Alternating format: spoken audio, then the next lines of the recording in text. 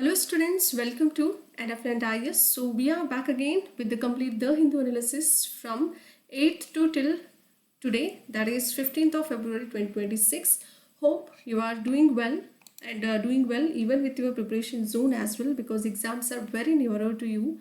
And if you are appearing for this upcoming prelims exam, then please consider this as your last attempt so that you can give your 100% efforts on that.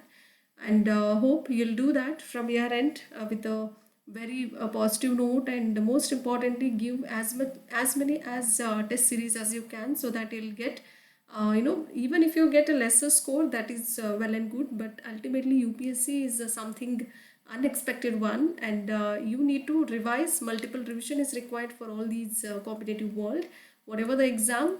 So if you wanted to aspire to become an IAS officer, then you have to act and behave like an IAS from now onwards only, so that you can have that lots of efforts from your end from the day one till the last date of your exam.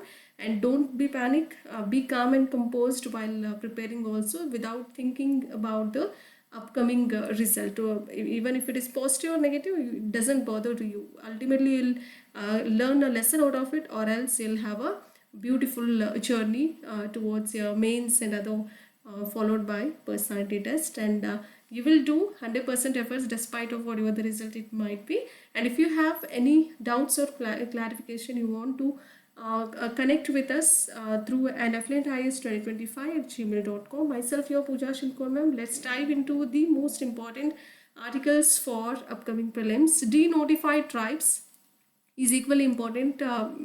UPSC has a tendency to ask tribe related questions as well, so you can expect a question on this particular article. Denotified tribes seek to have certain constitutional recognition. They are protesting for their own status or recognition, and they need a separate census entry this time from 2027 onwards. So that is their demand as of now. So let's dive into the detailed analysis about it.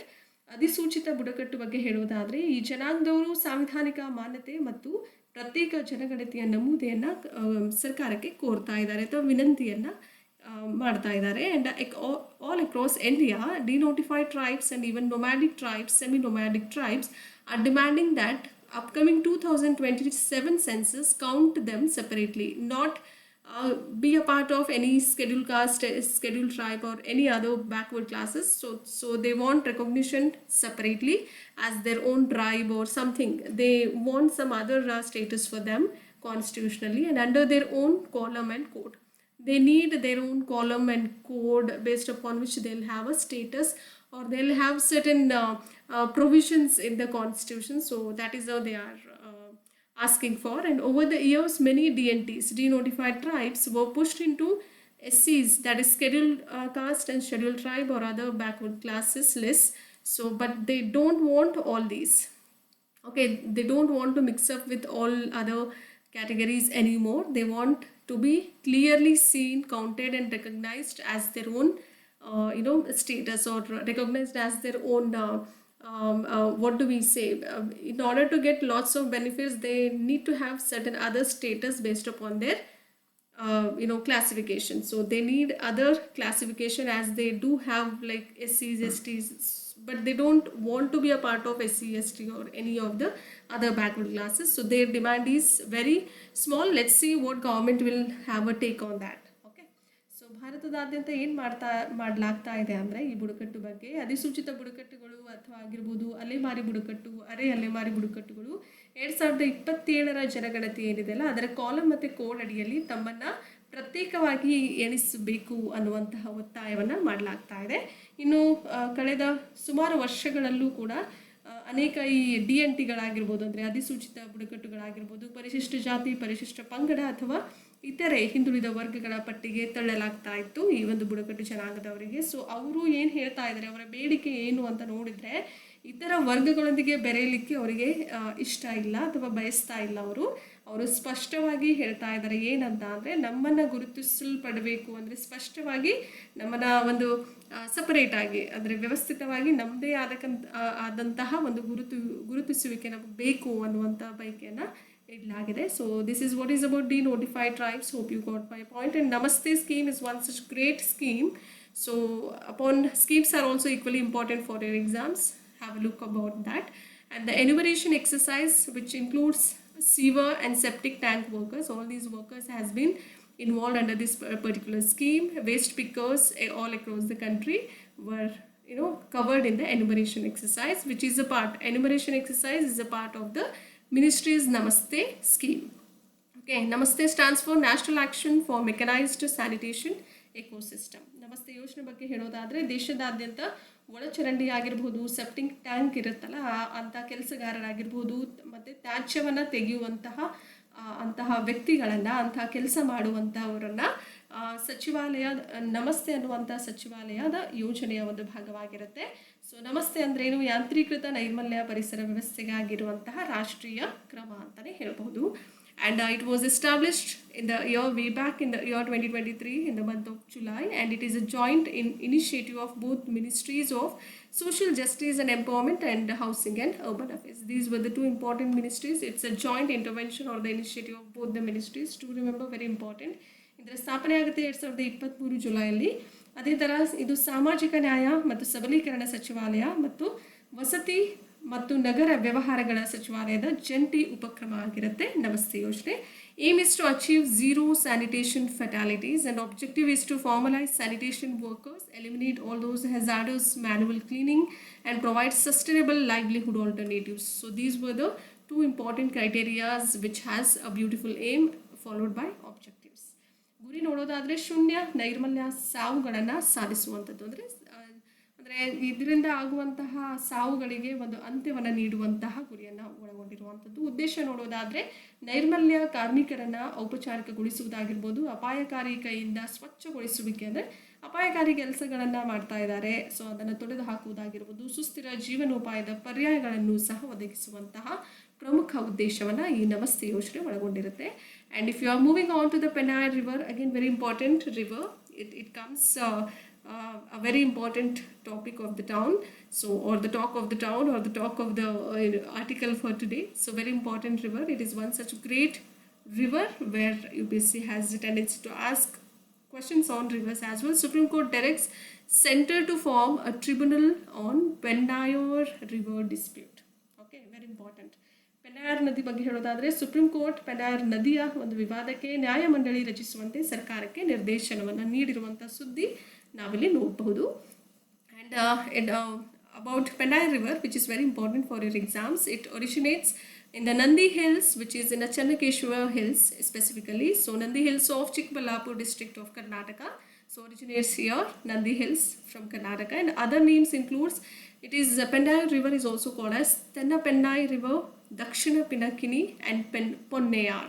Ponnayar, all are one at the same. Thenpennai river, Dakshina Pinakini, all these are one at the same. To remember, these were the other names of Pennayer river. It flows through Karnataka, is one such state, and Tamil Nadu is the second one before draining into, and later on it will drain into Bay of Bengal near Kadlur. Very very important. ಇದರ ಮೂಲ ಕರ್ನಾಟಕದ ಚಿಕ್ಕಬಳ್ಳಾಪುರ ಜಿಲ್ಲೆಯ ನಂದಿ ಬೆಟ್ಟದಲ್ಲಾಗುತ್ತೆ, ಚನ್ನಕೇಶ್ವರ ಬೆಟ್ಟಗಳಲ್ಲಿ. ಇನ್ನು ಇತರ ಹೆಸರುಗಳು ಏನಿರಬಹುದು ಪೆನ್ನಾಯರ್ ನದಿಗೆ ಅಂದರೆ, ಒಂದು ತೆನ್ನಪೆನ್ನಾಯ್ ಅನ್ನುವಂಥ ನದಿ ಆಗಿರುತ್ತೆ, ಇನ್ನೊಂದು ದಕ್ಷಿಣ ಪಿನಾಕಿನಿ ಅನ್ನುವಂಥದ್ದು, ಇನ್ನು ಮೂರನೇದು ಪೊನ್ನಾಯರ್ ಅಂತಲೂ, ಪೆನ್ನಾಯರ್ ಪೊನ್ನಾಯರ್ ಎರಡೂ ಆಗಿರುತ್ತೆ. ಸೊ ಇನ್ನು ಕರ್ನಾಟಕ ತಮಿಳುನಾಡು ಮೂಲಕ ಹರಿದು ಬಂದು ಕೊನೆಯಲ್ಲಿ ಎಲ್ಲಿ ಹೋಗಿ ಸೇರುತ್ತೆ ಅಂದರೆ ಕಡ್ಲೂರು ಹತ್ತಿರ ಬಂಗಾಳ ಕೊಲ್ಲಿಗೆ ಹೋಗಿ ಸೇರುವಂಥದ್ದು. And key tributaries includes Markanda ನದಿ, okay, and Pambar, Vanaiyar, Chinnar, Kambainallur and Kallar and Thurinjalur. Okay, so these were the important, out of which the major tributaries were Pambar, Vanayar and Chinnar. These were the most important tributaries, but please to have all these important tributaries of Pennayer river, very important. ಪ್ರಮುಖ ಉಪನದಿಗಳನ್ನು ನೋಡೋದಾದರೆ ಮಾರ್ಕಂಡೇಯ ನದಿ ಆಗಿರ್ಬೋದು, ಅಥವಾ ಪಂಬಾರ್ ಆಗಿರ್ಬೋದು, ವಣಿಯರ್ ಆಗಿರ್ಬೋದು, ಚಿನ್ನಾರ್ ಆಗಿರ್ಬೋದು, ಹೌದಲ್ವಾ, ಕಂಬೈನಲ್ಲೂರು ಆಗಿರಬಹುದು, ಅಥವಾ ಕಲ್ಲಾರ್ ಆಗಿರಬಹುದು, ಅಥವಾ ತುರಿಂಜಲಾರ್ ಅಥವಾ ತುರಿಂಜಲಾರ್ ಅಂತಲೂ ಕರಿಬೋದು. ಸೊ ಇದು ಮುಖ್ಯವಾದಂತಹ ಪ್ರಮುಖ ಉಪನದಿಗಳಾಗಿರುತ್ತೆ. Course includes the river flows 80 kilometers in the Karnataka and 320 kilometers in Tamil Nadu. Most of them, this particular river has a course towards Tamil Nadu and then towards Karnataka. In ನದಿ ಕರ್ನಾಟಕದಲ್ಲಿ 80 kilometre ಮತ್ತು ತಮಿಳುನಾಡಲ್ಲಿ 320 kilometre ಅಷ್ಟು ಹರಿಯುವಂಥದ್ದು. Key cities includes Bangalore, Hosur, Tiruvannamalai and Kadalur. These were the important key cities flows through all these cities, which is Pennaya River. Very very important for your exam. ಪ್ರಮುಖ ನಗರಗಳು ಯಾವುದಾಗಿರುತ್ತೆ? ಬ್ಯಾಂಗ್ಳೂರು, ಹೊಸೂರು, ತಿರುವನ್ನಮಲೈ, ಇನ್ನು ಕಡ್ಲೂರು ಆಗಿರುತ್ತೆ. So very important article. MPLAT scheme, again important scheme for your exam. There is no case for scrapping MPLATs. MPLAT stands for Members of Parliament Local Area Development Scheme Funds. Okay, these were very important scheme altogether. MPLATs ಯೋಜನೆ ಬಗ್ಗೆ ಹೇಳೋದಾದರೆ ಇದು ಸಂಸತ್ತಿನ ಸದಸ್ಯರ ಸ್ಥಳೀಯ ಪ್ರದೇಶ ಅಭಿವೃದ್ಧಿಯ ಯೋಜನೆ ಆಗಿರುತ್ತೆ. ಈ MPLATs ನಿಧಿಗಳನ್ನು ರದ್ದುಗೊಳಿಸುವ ಯಾವುದೇ ಪ್ರಕರಣವಿಲ್ಲ ಅನ್ನುವಂಥ ಸುದ್ದಿಯನ್ನು ನಾವಿಲ್ಲಿ ಕಾಣ್ತಾ ಇದ್ದೀವಿ. And lost in the year 1993 of December, and it is a central sector scheme which will be funded by the government completely.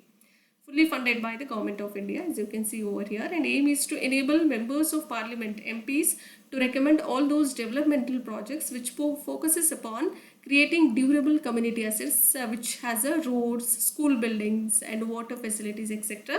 in their constituencies. As you can see here, it is basically have community assets which includes roads or school buildings, okay, or school buildings or anything regards to water facilities in their respective local constituencies. So that is how MPLATs works upon. So very important functions it has, or a beautiful aim rather you should consider upon it. So very important for your exams equally. ಇದರ ಬಿಡುಗಡೆ ಆಗುತ್ತೆ ಅಥವಾ ಸ್ಥಾಪನೆ ಆಗುತ್ತೆ ಈ ಯೋಜನೆದ್ದು 1993 ಡಿಸೆಂಬರಲ್ಲಿ. ಅದೇ ರೀತಿ ಇದು ಕೇಂದ್ರ ವಲಯದ ಯೋಜನೆ ಆಗಿರುವಂಥದ್ದು. ಭಾರತ ಸರ್ಕಾರದಿಂದ ಸಂಪೂರ್ಣವಾಗಿ ಹಣಕಾಸನ್ನು ಒದಗಿಸಲ್ಪಡುವಂತಹ ಒಂದು ಪ್ರಮುಖವಾದಂಥ ಯೋಜನೆ ಆಗಿರುತ್ತೆ.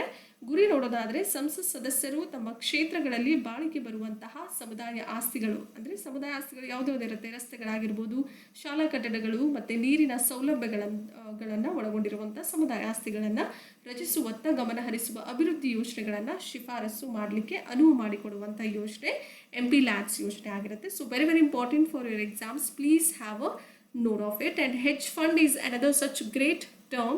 So UPSC can ask you based upon the statement 1 or 2 format. So please be aware about that. Hedge fund. What is this hedge fund is all about? Why it is so important for our exam? So hedge fund, it is a place where rich people or any of the biggest or bigger institutions pool there or invest their money into this particular thing, and professional manager tries to make money in almost any market condition, whatever the market condition. Let us say market is going little well, or maybe going so well, and or maybe it is falling apart and or in a sideways, whatever the market condition it might be, but the professional manager tries to make a money out of all these investors. So that is how we do define the hedge fund in this particular way. If we compare this mutual fund and hedge fund, so how it is different? How is it different from mutual fund? So we have to have a differentiation in order to have a better understanding on the topic, or the conceptual understanding is required for your exam point of view. What is the major difference between both the two is important for your exam. Mutual fund, how it is different from your hedge fund? Let's have a discussion about it. It is mutual fund is used for general public, and wherein hedge fund is used only for rich people or a bigger institutional investors. So bigger institutions, people will invest the huge amount of money, or rich people. So when it comes to mutual fund, then it is only for general public, so less amount can be taken over here. And second thing is, it is very safer, regulated, riskier, and lightly regulated, as in it is functionalities. And when it comes to hedge fund, it is quite riskier in nature. And when we have a third important differentiation, it is mostly it buys the stock market or stocks, shares, and here hedge fund can do anything and everything. Okay, like they can have a market, whatever the market condition, they'll have to have the professional manager have to make a money out of it. So whether the market is going well or falling down, despite of whatever the situation of the market condition, but they have to make a money out of the highest institutions. So it is highly riskier in addition to that. So both are related to one another, these 2 points. Okay, and tries to beat market slowly. Here mutual fund will try to beat the market slowly, and wherein hedge fund tries to make big or fast returns. So these are the major differences between both mutual fund and hedge fund. ಏನು ವ್ಯತ್ಯಾಸ ಇದೆ, ಹೇಗೆ ಭಿನ್ನವಾಗಿರುತ್ತೆ mutual fund ಮತ್ತು hedge fund ಅಂತ ನೋಡಿದರೆ, mutual fund ಸಾಮಾನ್ಯ ಜನರು ಕೂಡ ನೀವಲ್ಲಿ ದುಡ್ಡನ್ನು ಹೂಡಿಕೆ ಮಾಡಬಹುದು. ಹೆಡ್ಜ್ ಫಂಡ್ ಅಂತ ಬಂದಾಗ ಶ್ರೀಮಂತರಿಗೆ ಅಥವಾ ದೊಡ್ಡ ದೊಡ್ಡ ಸಂಸ್ಥೆಗಳೇನಿರುತ್ತೋ ಅಲ್ಲಿ ಹೂಡಿಕೆದಾರರಿಗೆ ಮಾತ್ರ ಇರುವಂಥದ್ದು. ಇನ್ನು ಮ್ಯೂಚುವಲ್ ಫಂಡ್ ಬಗ್ಗೆ ಹೇಳೋದಾದರೆ ಇಲ್ಲಿ ಈ ಹೂಡಿಕೆ ಎರಡು ಹೇಗಿರುತ್ತೆ ಅಂತ ನೋಡಿದ್ರೆ, ಸುರಕ್ಷಿತವಾಗಿರುವಂಥದ್ದು, ನಿಯಂತ್ರಿತವಾಗಿರುತ್ತೆ, ಅಪಾಯಕಾರಿ ಅಷ್ಟೊಂದು ಇರೋದಿಲ್ಲ, ಹಗುರವಾಗಿ ನಿಯಂತ್ರಣ ಮಾಡಬಹುದು. ಆದರೆ ಹೆಡ್ಜ್ ಫಂಡ್ ಅಂತ ಬಂದಾಗ ಇದು ತುಂಬ ಅಪಾಯಕಾರಿ ಆಗಿರುವಂಥದ್ದು. ಇನ್ನು ಮೂರನೇದು ಆಗಿ ನೋಡೋದಾದರೆ ಹೆಚ್ಚಾಗಿ ಷೇರುಗಳನ್ನು ಖರೀದಿಸುವಂಥದ್ದು ಮ್ಯೂಚುವಲ್ ಫಂಡಲ್ಲಿ. ಇನ್ನು ಇಲ್ಲಿ ಏನು ಮಾಡಲಾಗುತ್ತೆ, ಹೆಡ್ಜ್ ಫಂಡಲ್ಲಿ ಇಲ್ಲಿ ಏನು ಬೇಕಾದರೂ ಮಾಡಬಹುದು, ಹೆಚ್ಚಾದರೂ ಮಾಡಬಹುದು, ಅಥವಾ ಅವರು ಹೇಗಾಗುತ್ತೋ ಆ ಥರ ಅನ್ವಯವಾಗಿರುತ್ತೆ ಅಂತ. ಇನ್ನು ಕೊನೆಯದಾಗಿ ನೋಡೋದಾದರೆ ಮ್ಯೂಚುವಲ್ ಫಂಡ್ ಹೇಗೆ ಅಂದರೆ ನಿಧಾನವಾಗಿ ಮಾರುಕಟ್ಟೆನ ವಶಪಡಿಸಿಕೊಳ್ಳಲಿಕ್ಕೆ ಪ್ರಯತ್ನಿಸಿರುವಂಥದ್ದು ಮ್ಯೂಚುವಲ್ ಫಂಡ್ ಆಗಿರುತ್ತೆ. ಇನ್ನು ಹೆಡ್ಜ್ ಫಂಡ್ ಅಂತ ಬಂದಾಗ ದೊಡ್ಡದ್ದು ವೇಗದ ಲಾಭಗಳನ್ನು ಗಳಿಸಲಿಕ್ಕೆ ಪ್ರಯತ್ನ ಪಡುವಂಥದ್ದು. ಯಾಕೆಂದರೆ ದೊಡ್ಡ ದೊಡ್ಡ ಹೂಡಿಕೆದಾರರು ಇಲ್ಲಿ ಅಂದರೆ ಶ್ರೀಮಂತರಾಗಿರ್ಬೋದು, ದೊಡ್ಡ ದೊಡ್ಡ ಸಂಸ್ಥೆಗಳು ಹೂಡಿಕೆಯನ್ನು ಮಾಡಿರ್ತವೆ. ಸೊ ಹಾಗಾಗಿ ಲಾಭವನ್ನು ಗಳಿಸಲಿಕ್ಕೆ, ವೇಗದ ಲಾಭ ಗಳಿಸಲಿಕ್ಕೆ ಪ್ರಯತ್ನವನ್ನು ಪಡುವುದು ಹೆಡ್ಜ್ ಫಂಡಲ್ಲಿ. Okay, so these were the major differences between hedge fund and mutual fund. So you need to have a greater understanding upon how it is different from one another. Okay, if you know the difference, then you'll easily able to understand the concept. And next we are moving on to seven rail corridors. This is very important altogether. And in recently budget, Finance Minister Nirmala Sitharaman ji made a beautiful 7 important rail corridors. It's a high-speed rail corridors. So let's see how it is different from the current rail speed. Okay, 7 high-speed rail corridors get a green signal which connects 5 important South Indian states and others, and it will be developed at a total cost of rupees 16 lakh crore. So let's see, it's the biggest amount they are or expenditure they are putting onto it. So it's an important fact for your exam. 7 high speed ರೈಲು ಕಾರಿಡಾರ್ಗಳಿಗೆ ಒಂದು ಹಸಿರು ನಿಶಾನೆಯನ್ನು ನೀಡುವುದರ ಮೂಲಕ ದಕ್ಷಿಣ ಭಾರತದ 5 ರಾಜ್ಯಗಳು ಮತ್ತು ಇತರ ರಾಜ್ಯಗಳನ್ನು ಸಂಪರ್ಕಿಸುವಂತಹ ಒಟ್ಟಾರೆ 16 ಲಕ್ಷ ಕೋಟಿ ರೂಪಾಯಿ ವೆಚ್ಚದಲ್ಲಿ ಅಭಿವೃದ್ಧಿಯನ್ನು ಪಡಿಸಲಾಗ್ತಾ ಇದೆ. This is very important for your exams. And all these 7 rail corridors are called as a growth connectors. It will connect to one particular destination to another, right? So it's again a growth connectors. So for trade purpose, it will have a lesser time to travel, and it has a lots of benefits, right? Advantages in all the aspects.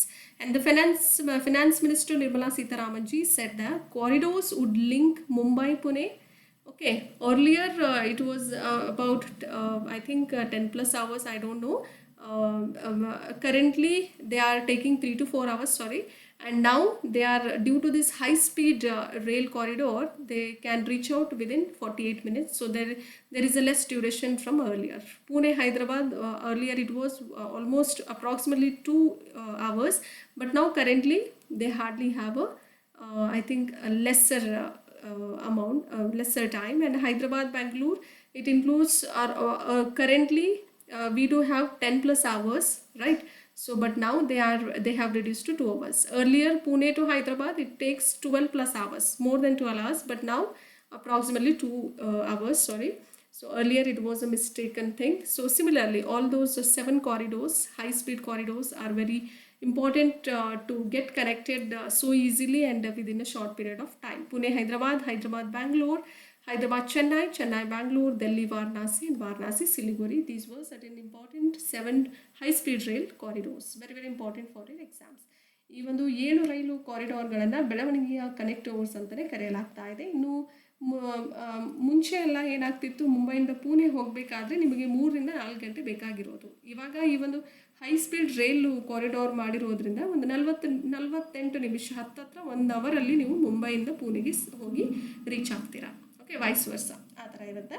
ಇನ್ನು ಯಾವುದ್ಯಾವುದು ಅದು corridors ಅಂದರೆ ಮುಂಬೈ ಪುಣೆ ಆಗಿರ್ಬೋದು, ಪುಣೆಯಿಂದ ಹೈದರಾಬಾದಿಗೆ connect ಮಾಡಿದ್ದಾರೆ, ಹೈದರಾಬಾದಿಂದ ಬ್ಯಾಂಗ್ಳೂರ್ಗೆ, ಹೈದರಾಬಾದಿಂದ ಚೆನ್ನೈಯಿಂದ ಬ್ಯಾಂಗ್ಳೂರು, ದೆಹಲಿ, ಈ ಥರ ಎಲ್ಲನೂ ಮಾಡಿದ್ದಾರೆ. So ದೆಹಲಿಯಿಂದ ಇನ್ನು ವಾರಣಾಸಿಯಿಂದ Siliguri. So these were certain important 7 high speed rail corridors, very important for your exams.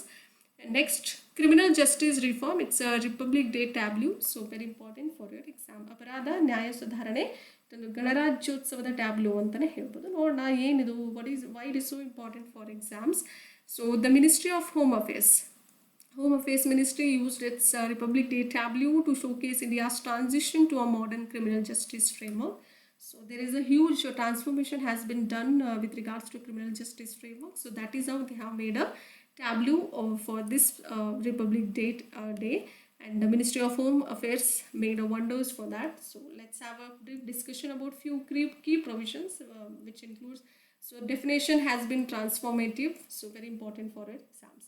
ಗೃಹ ಸಚಿವಾಲಯವು ತನ್ನ ಗಣರಾಜ್ಯೋತ್ಸವದ ಟ್ಯಾಬ್ಲೋವನ್ನು ಭಾರತದ ಆಧುನಿಕ ಅಪರಾಧ ನ್ಯಾಯ ಚೌಕಟ್ಟಿಗೆ ಪರಿವರ್ತನೆಯನ್ನು ಪ್ರದರ್ಶಿಸಲಿಕ್ಕೆ ಬಳಸಲಾಗ್ತಾ ಇದೆ.